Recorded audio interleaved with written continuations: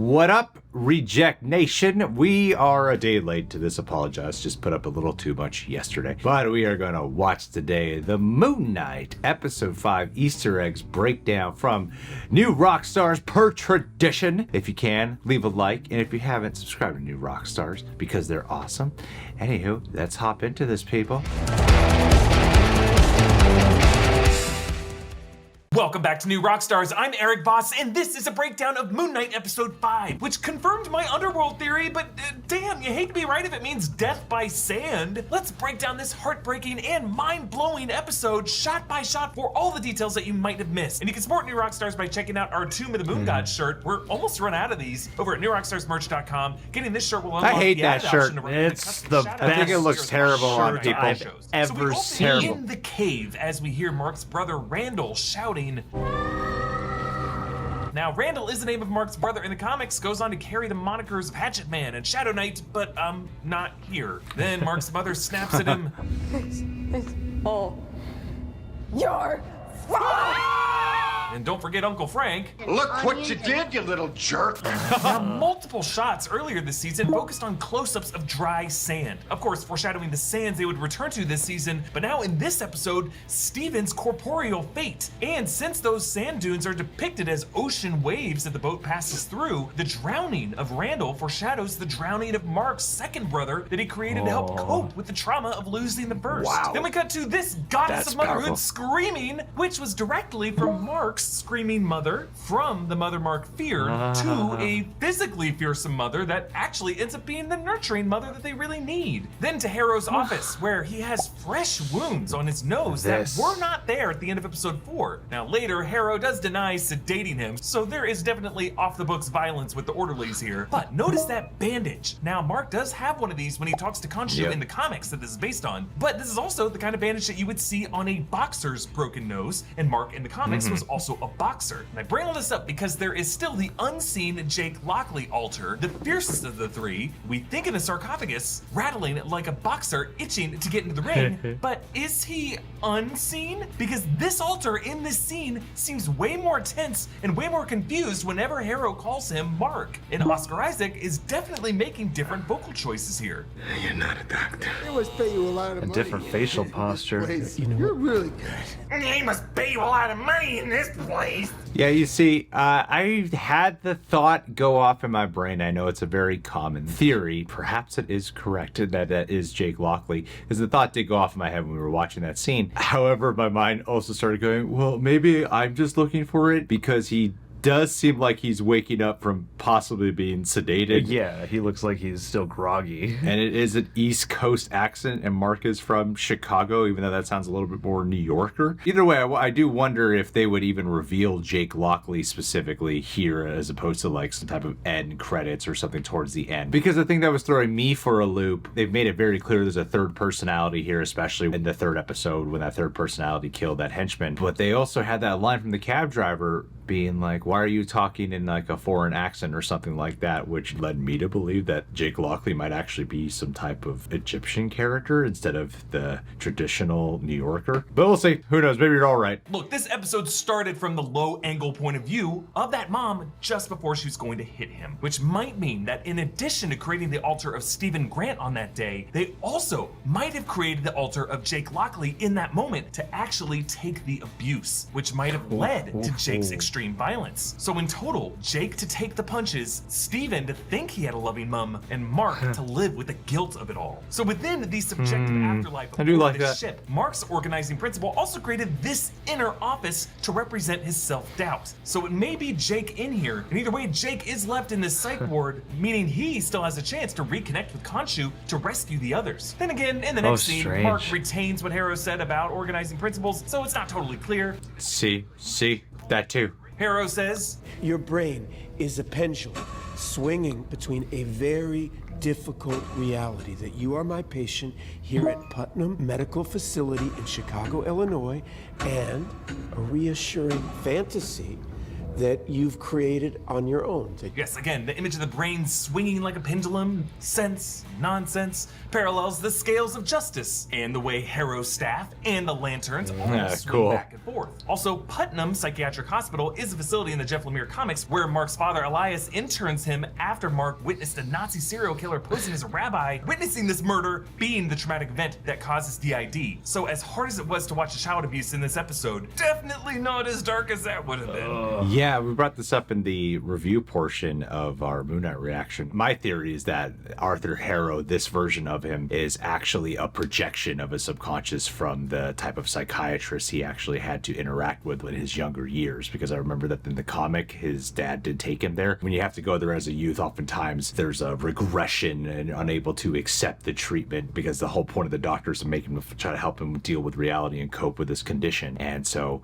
I do think that just lends even more weight to that's what's going on of why he has the face of Arthur Harrow. A clock appears on the back wall, just like the one in the rec room, hands also made of Khonshu's staff shape with a crescent moon tip. And like that one, this clock also does not actually move, but the ticking is still going and has now actually grown louder so that each tick edits the shot to a new frame. All right, you're doing everything and everything possible. Oh, wild. And again, my favorite set Well, the detail timing about is all this weird, is too. that this set in the office is the same attic set from Harrow's compound in episode 2, Whoa. painted over white. And back in that moment, Wow. Steven said to Layla, Oh my god.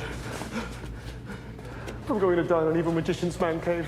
yes. Wow. I think they reused that set and that same fear of death and the cave trigger to decorate this representation of the altar sphere within the Duat. Holy I love all the visual crap, I details love went that. Into Taweret, her ears constantly wiggling, especially when she's a little nervous. Her blue fingernail polish, which is the same color as the paint Classic. on her chest scarab. And then this is awesome. In the corner mirror that is always behind her, the VFX artist always added her reflection, even showing her back when she turns. Such great attention to detail here. Now she says, It's been a minute since we've had a soul pass through here. which is a nod to that rift between gods and man when humans stopped believing in the Egyptian gods, and so naturally fewer people's souls over the millennia would see their afterlife as this Egyptian Duat. In addition to the fun animation, I just love the characterization of this hippopotamus brought to life by Antonia Salib.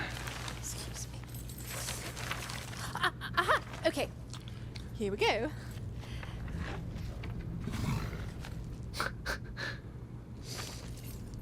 Welcome. Yeah, her nervous apologies, the way she licks her lips, and then when she tries to clear her throat, it comes out like a hippopotamus belch. Look, I'm loving all these hippopotamus details, but I'm looking at, do you see Mark in that mirror? No. I'm wondering if there's some type of visual clue here, because in the mirror, you see Steven. Yeah, you see the dark shirted figure in the corner far away. But you should be able to see Mark. I think maybe you... I can't tell. I can't tell if it's the shadows Look, wrapping around. her hand is up there, and there's no body of Mark at all. And he's right next to Steven here. The reason I'm bringing this up, because you know how they were saying how Mark was like the primary personality. I'm like, maybe it was actually Steven? Hey, you never know. They could pull a switcheroo on us like that. Especially with what this episode does try to convince us so heavily. My point being is, if they're going to make the effort to animate the hippo in there, they would make the effort to put Mark in there. Yeah. She declares, Welcome, gentle travelers, to the realm of the Duat. This is the afterlife? The afterlife? An afterlife, not the afterlife. You'd be surprised how many intersectional planes of untethered consciousness exist. Yeah.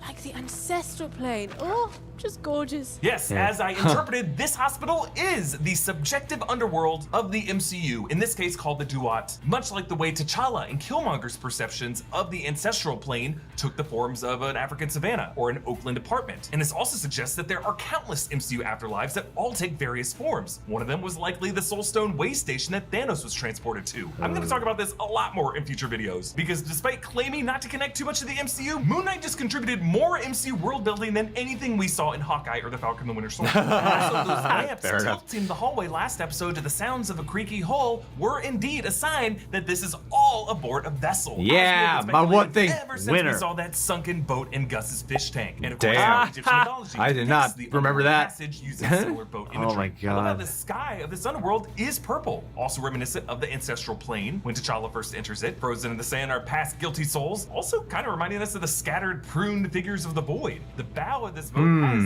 a Taweret yeah, statue, definitely. and a smaller one is aboard the rudder. Taweret and Steven explain that they are headed toward the Aru, the field of reeds, the heavenly paradise from Egyptian mythology, only accessible if their heart's weight balances with the feather of truth. Taweret pulls their hearts from their chests. Another Indiana Jones reference, by the way, Temple of Doom there. But their hearts are white stone. Maybe because Disney Plus does not want a bloody, pulsing organ, but also reflects how Khonshu is currently encased in stone Ushabti form. But these scales are held by Anubis, who in Egyptian mythology is the true purveyor of justice, standing before Amit, unlike Harrow's scales tattoo, which shows Amit's croc heads holding the scales. Well, speaking of which, in the comics, Anubis is the one who grants them passage when they are in the void to be able to get out of the other void and back to normal world, right? Yeah.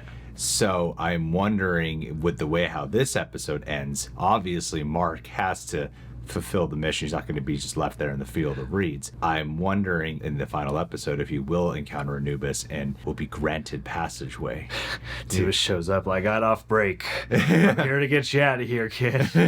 Mark suggests to kill the hippo, steal the boat, but they head back inside to try to balance their souls, each room now containing a dark memory from their past. Kind of like the memory elevator of Inception, but also a lot like in WandaVision, another series that spends its penultimate episode going down memory lane. We see the museum bathroom from episode 1, and across the hall from that, Steven's memory of rewinding the stars in episode 3 with Khonshu, that room labeled treatment room, this being the traumatic moment they lost Khonshu. But the third room is actually labeled with a QR code for the floor map, and when you scan this, it actually takes you to the comic issue of Moon Knight #1 of 1980, the first solo issue of the Moon Knight character, cool. showing his origin story with Bushman. Literally, the floor map of this hospital is Mark's origin story. Mark brushes off the memory of him standing on that street outside his Neat. mother Shiva, So but fun. Steven knows only their darkest, most unresolved moments are being kept here. And in the cafeteria are Mark's victims from his time as Khonshu's avatar, all of their canopic jars on the tables in front of them. They were criminals, murderers, predators, the worst of the worst. Yeah, thankfully the camera is not on Mark when he says predators, because I would not want to be the actor labeled predator in this episode, or ever. But also among these victims is Randall, whom Mark does still feel guilt for killing. And it's interesting how Randall is able to move around, meaning that all of these other corpses are also mobile. It's just creepy to think how they're all just sitting here listening, waiting to make their move. Or maybe it's a clue that the soul of him is still alive, and so you could actually see him as Shadow Knight eventually. Why is every other body completely dead except for his? Huh? Well, what a horrific origin story that would be, and a great way to have some kind of personal wedge between them, you know? I don't get what you're getting at with this. Well, you know, like originated in the afterlife and the unfinished business of the trauma. Like, I don't know, like because of the way Where are his you going with this? Back to the video. That's where I'm I don't understand. Steven follows Roro to the memory of the barbecue with their mother Wendy and their father Elias. Come check out my drawing. He drew the fish with only one fin. Mark, be nice to your little brother. Yeah, I love the blocking with Oscar Isaac and Carlos Sanchez, who plays young Mark. Incredible performances from both of them this episode, as they both turn to look back at the mom and then back at their brother, synced. Randall's drawing of the fish, of course, reflects Gus's Nemo fin, and the way poor Randall will end up unable to swim, similar to how Gus perished outside of Steven's memory, as Steven woke up to him just replaced. Young Mark says, Later, skaters. A wild crocodile.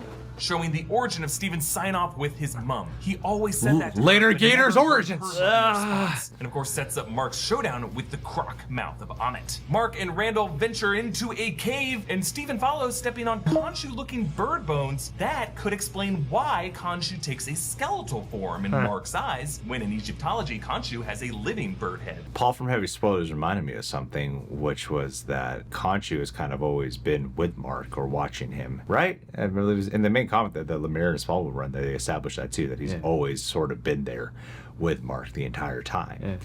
Perhaps that was a foreshadowing clue to unveil that piece of information as well. What? I'm sorry. The brothers say, I'll be Rosser, though. Can you hear that, Dr. Grant? I sure do, Rosa. Sounds to me like danger. Yes, Rosser is the name of Dr. Grant's young sidekick, Tombbuster being a movie that these brothers must have watched together, and Roro being his nickname probably came from Rosser. And him doing the British accent is likely what inspired Marc to start doing that voice to escape his mom. As Steven pushes into the flooding cave, the sounds of water also play over the shots of Marc in the psych ward. But we never see the boys inside of the cave, and we never see young Marc escaping it. Yes, there are lots of rules about filming child actors in water. It's generally not a safe thing to do, but you can also interpret this metaphorically. Marc entered Plato's allegory of the cave and never came back out. He never reached true enlightenment. He just remained chained up in that cave, only able to perceive reality as deceptive shadows on the wall. But then Marc enters the memory of the Shiva. No, there's just a child. Can't film child actors. Service for a close family member. And I really love that they included the detail of the mirror being covered in this green sheet. It's customary to cover mirrors in the Shiva household so that the mourners focus less on themselves and solely on the deceased. That's a great call. We should apply that to all funerals. I remember at my dad's funeral, all I did was look at myself in the mirror. Stared Does my hair look into good? my own eyes. As I'm grieving. Ooh, hey. All right, good. Give him a little blue steel. Looks sad. Oh yeah, that's Dad really would gonna get want. people sympathetic. Yeah, people feel sorry for me. It's my dad's funeral after all. I guess I'll carry on somehow. That was a good one. If you think that joke is messed up, you should hear what the kind of joke my dad would have made. Get this video demonetized. This also reminds us of Marc's partially covered mirror in his hotel room at the end of episode 2, a shot that also prominently featured his Star of David necklace. Marc Jewish tried to cover that confirmed. mirror, but the sheet slid off. Throughout the series, his mirror reflection has been what's haunting him everywhere, now reflecting how he's truly unable to mourn. The staircase that Steven goes up has actually been seen in the closing credits to every episode, and now we know why. Birthday after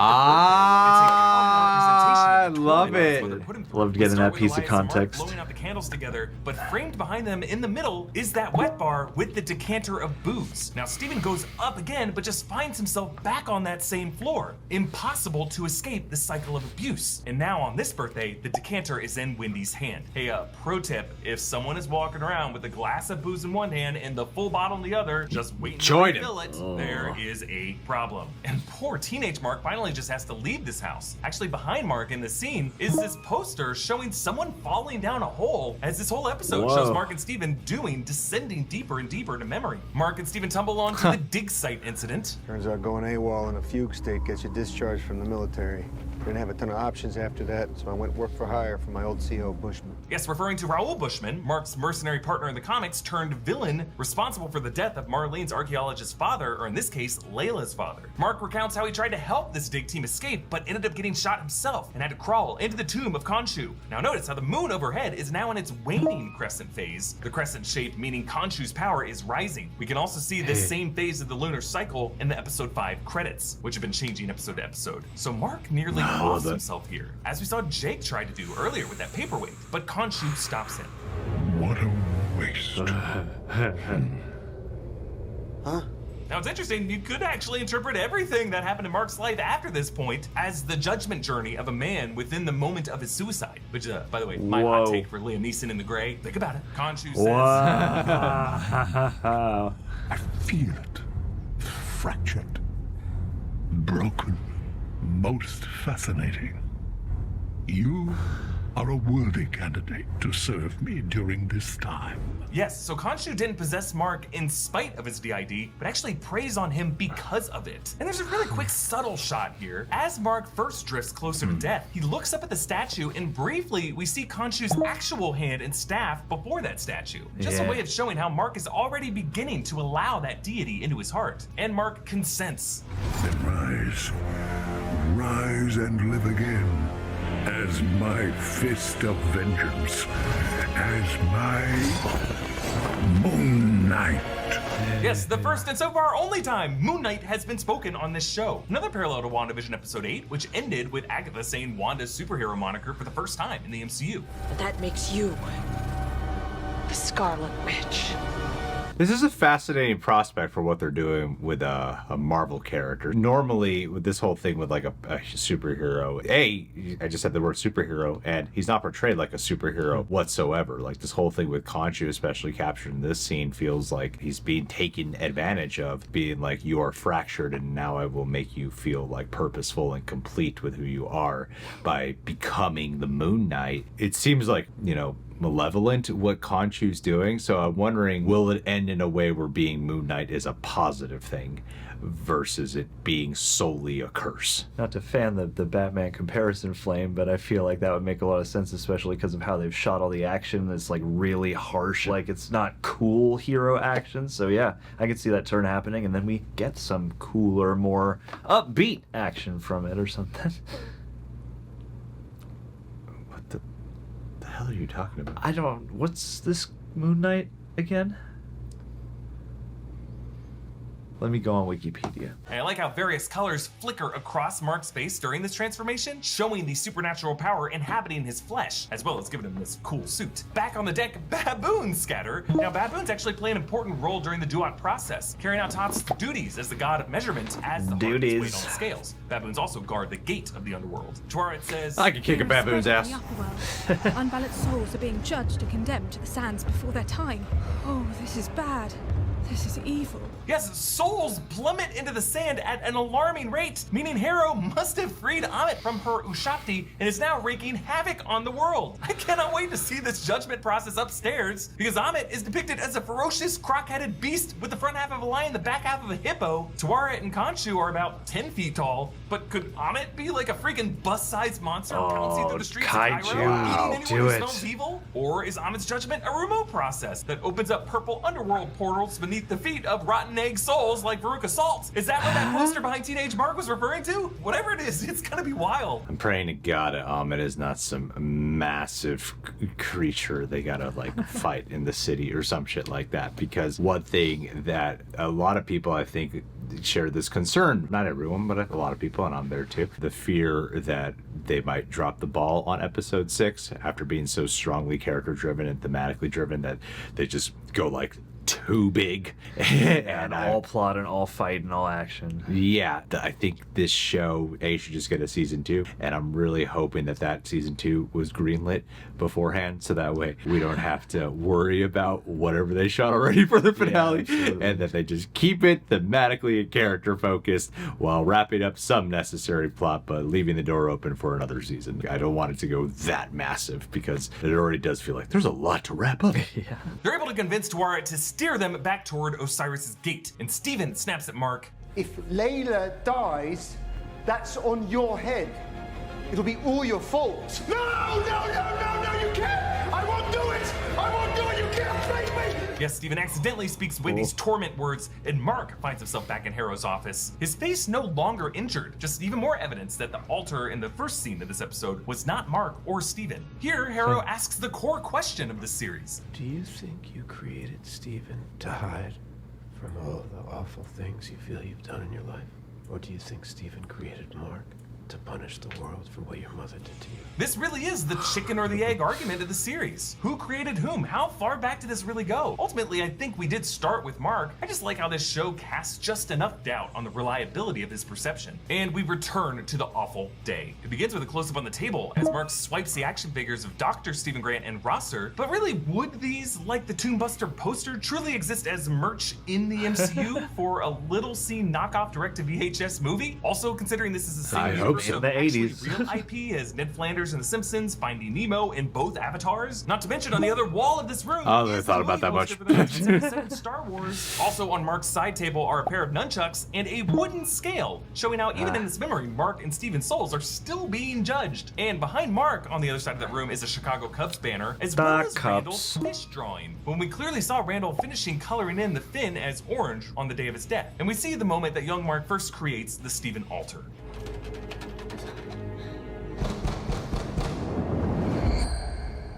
Bloody hell. Look at the state of this place. Better sort it out before Mum sees it. And folks, according to clinical research, this is how DID manifests in patients. Often a traumatic childhood memory. In this case, we learned that it was Mark willing into existence an alter who did not have to have this abusive woman as his mother and might instead have a mother that actually loves him. Steven notices the Tomb Buster poster tagline, "When danger is near, Stephen Grant has no fear." Also in that poster, you can see the split bust of the Aztec moon deity Coyolxauhqui now side-eyeing them. But the poster credits are filled with Easter eggs. Timely Atlas Studios, Timely Atlas being the original name of Marvel Comics. Doug Perlin neat. is a version of the Moon Knight creators Doug Moench and Don Perlin. Melissa Russell is the wife of writer Jeremy Slater. Dylan Beck is the assistant production coordinator on the show. Wyatt and Dylan Curtis, probably related to the producer Grant Curtis. Colleen Strzelowitz is the wife of Nick Pepin, whose own name cameoed back in episode 2. Carmel Benson is probably related to director Justin Benson. Amy Stewart is a partner to director Aaron Moorhead. Nor Iqbal Molvi is married to the writer Sabir Pirzada. And I assume the other names are just loved ones for other staff and crew. That is the most common Easter egg format in like anything, isn't it? If there's a scene that has credits, let's get all meta here. Yeah, let's put in cheeky names. Yeah, for let's using do code. it. I really do respect the fact that this show has taken a more sensitive and sincere approach to people with DID, because there are qualities of this that remind me of shit like Fight Club or the movie Identity, actually, especially that film. But the way they've done it here has treated it like the other personalities are like the real people, you know, that do manifest from traumatic incidents. Like I said, there's a sensitivity treatment towards it, a compassionate way, not a like mystery horror way. Yeah. Sometimes I do it like, who the hell killed that guy? Oh no, Yeah. what did I do? Yeah. In terms of covering this, you know, there's an authenticity to it that I really do appreciate. Wendy moves in to abuse her son. But again, this must not have been Steven at the moment of the abuse, otherwise he would have remembered it. So I truly do think that the altar present for all those beatings really could have been Jake. But it seems like Mark remembers it. He know? does. Yeah, absolutely. It's his memory. He would have the most sort of callus built up for it emotionally to be able to cart Steven out of there. And Mark doesn't seem to have any idea who Jake Lockley is. Yeah. He doesn't try to open the sarcophagus, if that is Jake Lockley in there, when that guy is killed. There doesn't seem to be any hint that Mark knows of this guy. Yeah. They're already giving Mark the treatment in here as the violent mercenary haunted by all the pain and violence he's inflicted. I know that like Jake's supposed to be the one who can handle it, whereas Mark is weighed down by the guilt. I'm not sure. It's just some of the clues. Like, I don't know if that's an actual clue. I like that it's vague enough that I could see how it could easily end up being Jake, but I'm not 100% like, oh, that's what they're built it up to. Yeah, and hey, who knows? I mean, maybe the other personality isn't Jake at all. Maybe it's the astronaut guy or something like that, you know? No. No but. That's right. Improvisation. No but. No but. This is how you hold the gun in improv. That's right. Let me peel this banana right here. Steven returns to Harrow's office, where he sees Harrow's diploma. This thing just says graduate diploma in psychology, no university listed, no signature, only that he graduated on December 13, 2011. Yeah, it's a fake. Steven makes another pop culture reference. It's so strange. Little haircut, little silly tash there. It's very Ned Flanders. Yeah, the visual totally tracks, but also Ned Flanders is known as Springfield's dogmatically faithful true believer, as Harrow is for Amit. Okily dokily. Harrow arranges to call Steven's mom. Hey, Dylan. Yeah. Could you call Mrs. Grant, please? Yes, Dylan is the name of Steven's tour guide, Date, now coming back here as the receptionist of this facility. But Steven doesn't want the call to go through because he knows that there will be no one at the other end of that call, just as there wasn't for any of his calls, just the dial tone. Now, no call was actually made here, of course. This was just Steven finally facing his own truth. At Wendy Spector's Shiva, Mark stands outside in front of the Watterson Food and Liquor, a nod to executive producer Trevor Watterson. Mark walks off and collapses, smacking his yarmulke, but then cradles it.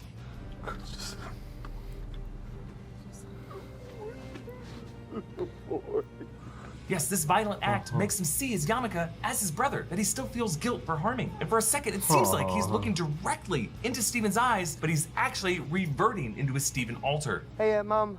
Hey, you all right? Yeah, Oh. Would you believe it? I am totally lost again. I don't know where I am. If you look closely, his phone screen shows that he is not actually on a call. Mark confirms this happened 2 months prior, and his mom's death in Shiva was that inciting incident behind his recent struggle to keep Steven at bay. Steven helps Mark start to forgive himself. It wasn't your fault.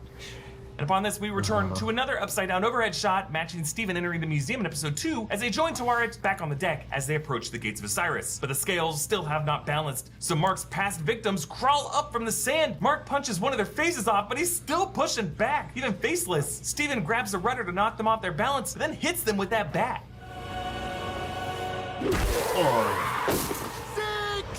I prefer cricket. Yeah, 6 is what you yell when Beat you that score goes in to the cricket. bat. But really, just as Steven did as a kid with those spilled pencils, it's left to Steven to clean up Marc's messes. Steven makes the ultimate sacrifice, tackling the last one down into the sand, stranding him in the Duat's Bing Bong style. All foreshadowed by that goddamn kid. And did it suck for you? Getting rejected from the field of reeds?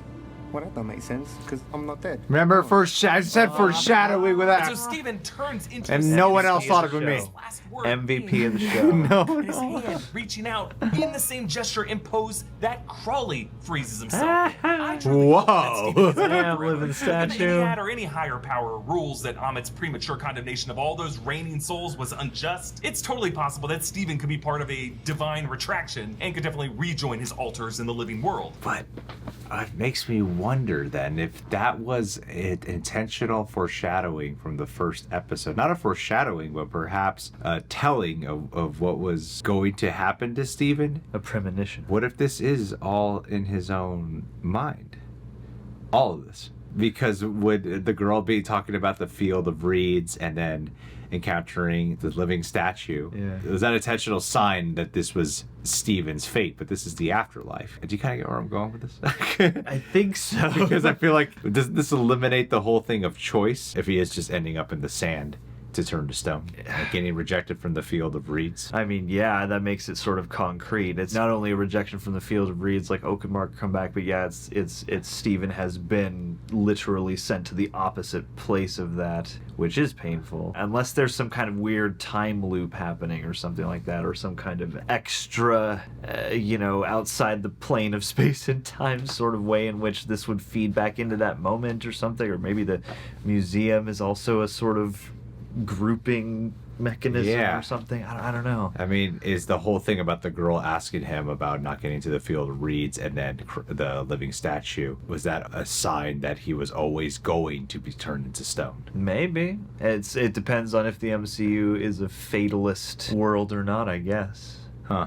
Where, yeah, it's like there are these clues that hint to just where you'll end up along the way. I mean, maybe it would have interesting implications, especially in a universe that seems also to favor a subjective, metaphysical realm. I'm saying that all this on the boat and stuff is all in his head. Yeah, it could be. No, Yeah. absolutely. Absolutely could be. And again, I believe that Jake Lockley is still in that psych ward, and if Taweret can make her case to Osiris, the best warrior of these 3 altars can take Harrow and Amit to the mat. But whether by tragic coincidence or because Marc no longer needs his Steven altar to escape his trauma, those scales now finally balance, and Marc is moved to the Aru. It's an immediate and smooth transition, as if he was there the whole time, just waiting for that amber sunlight to beam through those purple clouds. Now earlier, Tawaret likened the underworld to the ancestral plane, and this field of reeds definitely resembles a paradise where T'Challa's ancestors beckon him to join them, but with the sunlight and the tall plants, it also evokes the garden, Thanos' pastoral retirement. But ultimately for Marc, this is not a paradise, it is hell, because he knows he does not belong here. The music we hear is Más Allá del Sol, sung by Manuel Bonilla and Santiago Stevenson, a Spanish hymn sung at funerals in Mexico and throughout Latin America, maybe a nod to Oscar Isaac's Guatemalan and Cuban ancestry, but the lyrics translate to beyond the sun, I have a home,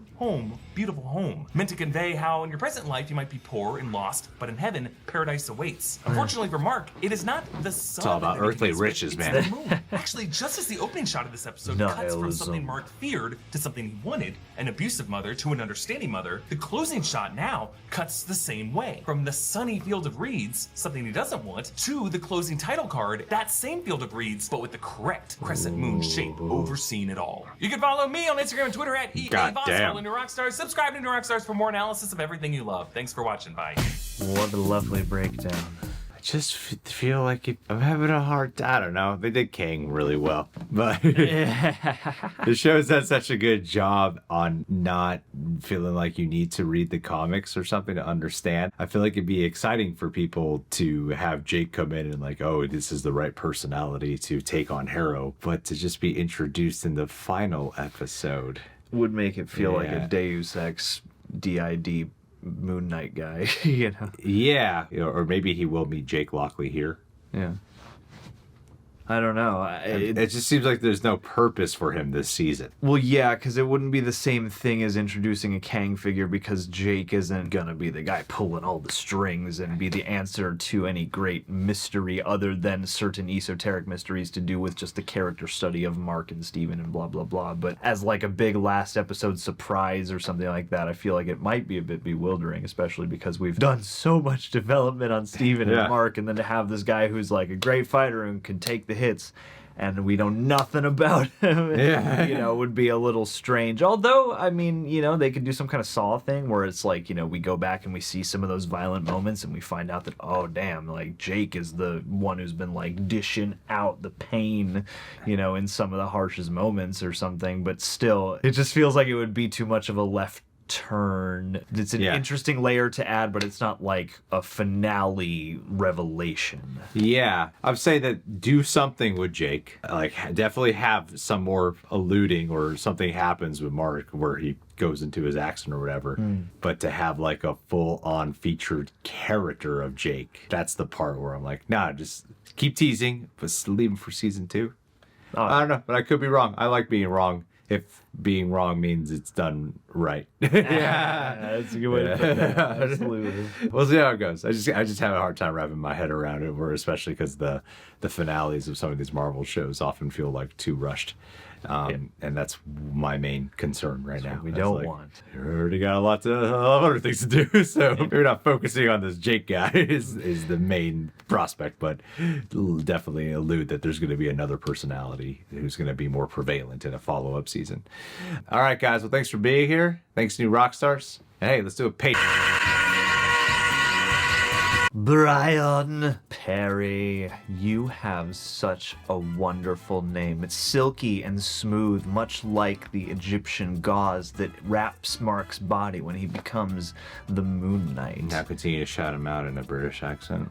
And Brian, I wish we could meet and spend some time together. Maybe go out for a steak or something like that, you know, do a heart-to-heart, you know, shoot the breeze and really bond, because you could be a very important part of just the reclamation of the good on this earth, my friend. Shout him out in the New York Jake Lockley accent. And, you know, I feel like you'd be a fun time, you know? You wouldn't be too serious about stuff. You wouldn't be, like, bogging down with too much moralizing or whatever it is, you know what I'm saying? Back to normal. And, yeah, we would harmonize well, just on a friend level. We don't have to go out and get violent with anybody. No, Nick Offerman. And I think that we could go into the woods together like Thanos and pick some ripe garden berries and smear them all over our faces to enrich our beard hairs. I want every single hair on your face capable of cutting a man's flesh. Now end it on Christopher Walken. Hey, Brian, you are the best. Love you.